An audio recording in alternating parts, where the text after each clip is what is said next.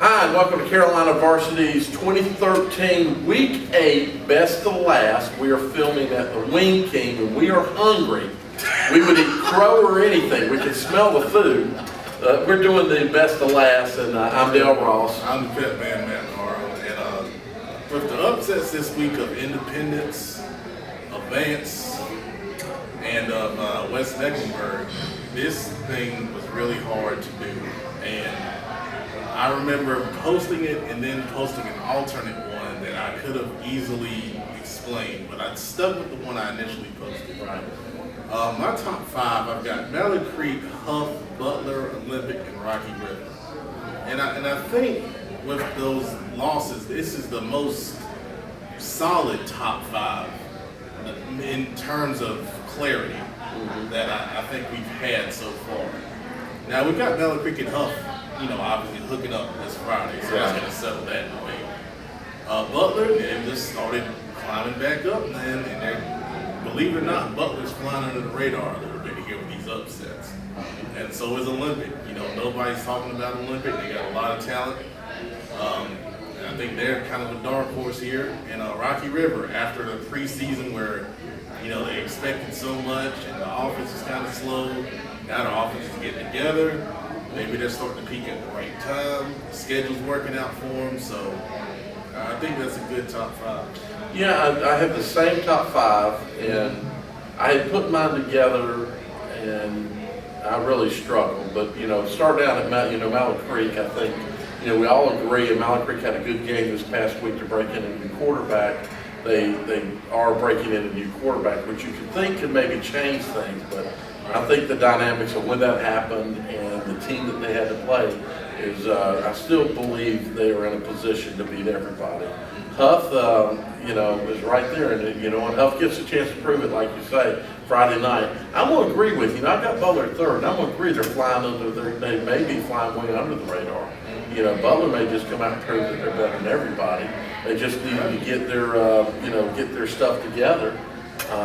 We'll find out. Right now they've been playing through the East Mecks and the Garingers of the world, so it's kind of hard to say.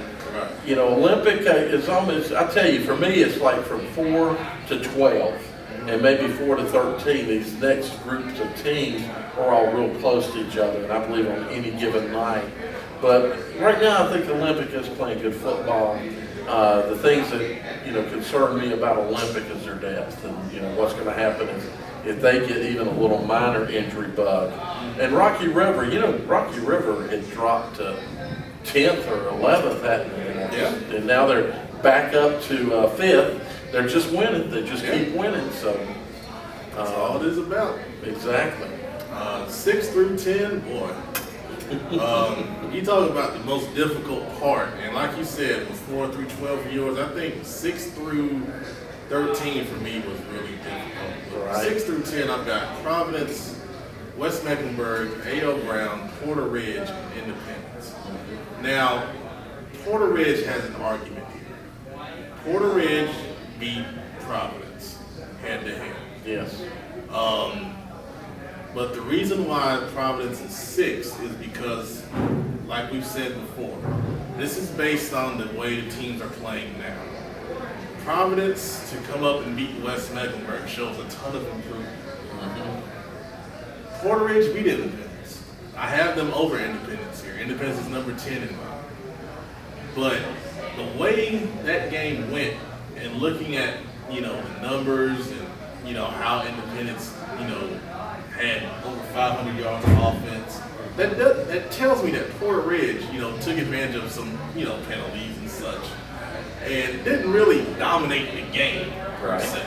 Okay, so I think at this point Providence has shown a ton of improvement, and they're playing better football. And if those teams played, I would pick Providence to win, and probably a close game. Right. West Mecklenburg, close game. That's why they're just one notch under Providence. A.L. Brown moves up a good bit with their win over Vance. And there's Porter Ridge at 9, and Independence is at 10. 3-loss team, you mentioned earlier, they're 3 plays away from being undefeated. Still very talented. I think, we'll see these guys in the playoffs. They've got the hugest chip on their shoulder right now. So that's what we got 6 through 10. Watch, that's right. So Matt, I agree with you about Providence because quite honestly, I look and Providence just lost 2 weeks ago to Olympic, but as I told you earlier, that game was really like a 21-20 game, not a 21-7 game. Providence played that game a little bit better, but they made mistakes. And, one of the important things about a team being better than another team goes down to, okay, how many times did you turn the ball over? How many penalties did you get? How many penalties killed drives for you? If you're creating a lot of those and the other team isn't, that makes them a better team in the end. You might have more yards. It's kind of like that argument Olympic had right there near 500 yards against Independence, but lost, and Olympic couldn't capitalize and get the scores in when they got into the red zone. That made Independence a better team that night.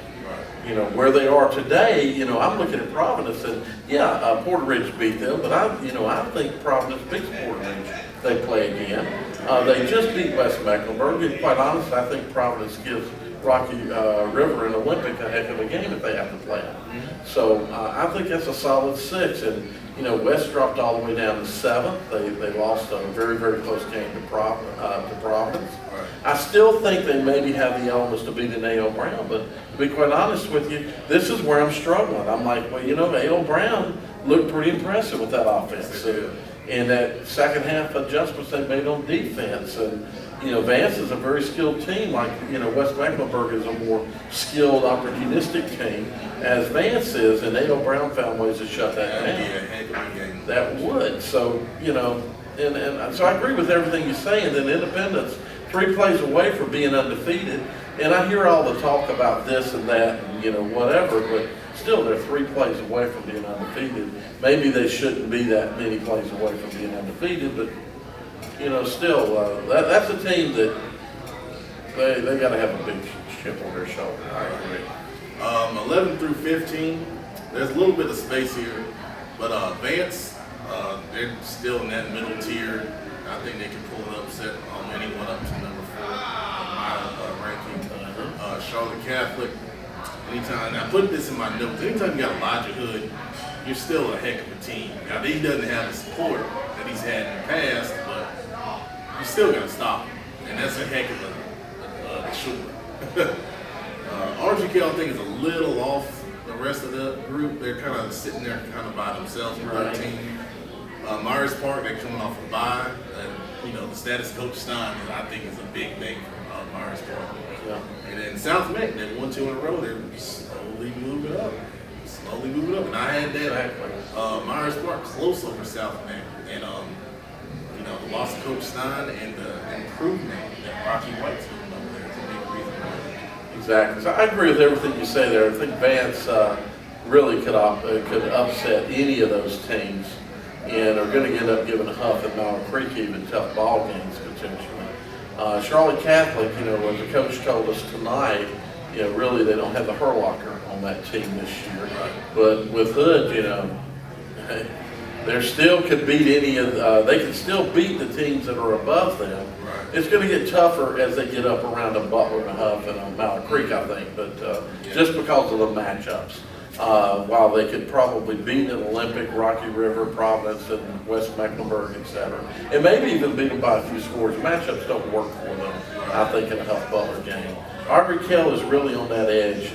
They're in a group by themselves, as is Myers Park. And then there's a gap to South Mecklenburg for me. But, 2-0 in conference, 2 wins in a row. The kids have a lot of confidence, as we heard today being with them. Wins do a lot for you. And, gosh, they might win a couple more games. The teams that play them, we got to watch out. They're not going to be a pushover. They may beat them and beat them badly, but that team's not going to go down to that fight. Exactly. And the last group for me, and I think 16 through 23 is all close together here. North Met, they beat West Charlotte by 1, which was a little bit of a surprise to both of us. Berry, they've got talent, but still young. Yep. Harding, they've lost 2 in a row, and they've got to find a way to right the ship. Hopewell, and the rest of these are pretty much the same old story we've said all, every week. I'm the same way with you. You know, I think Barry's a little bit of talent there that, you know, they showed that they can give a team like South Mecklenburg and even Hale Brown some trouble. Harding and Hopewell, but then, you know, after that, I hate to say it, but it's an almost toss it up as to who is better. But I do believe maybe West Charlotte and East Mecklenburg might be slightly better. Robinson kind of showed us, you know, and actually I see we got the same ranking. So yeah, a little thing about East Meck, you know, 42-6 Butler victory. Some people said, or I've heard that East Meck's a little better than their record shown. East Meck has a little bit of talent, right. But you know, depth, you know, and you know, they just don't have enough right now. But there is some talent over there. I can't remember the kid's name, but you know, I had wings with a good friend of mine, Friday night coach, and he was talking to me about the defensive tackle at East. Oh, number 79. Yeah. He's a good kid, man. We got to get his name. We got to talk to Coach Williams at East Meck. Yes, but it sounds like, you know, he gets the respect of people that I respect. That means that the kid's got something going for him. So, well, that's it. You know, I didn't print out the computerized best to last. I'm sorry. So if you guys are watching and generate those, but I will tell you that several coaches have told me they're impressed with your computerized rankings, and more impressed really with your predictions. That not only are you predicting winners, but your predictions are starting to come close to actual spreads on games. So just thought I'd throw that out, guys. Peter's doing better than me this year. Thank you, and you know, let us hear from you.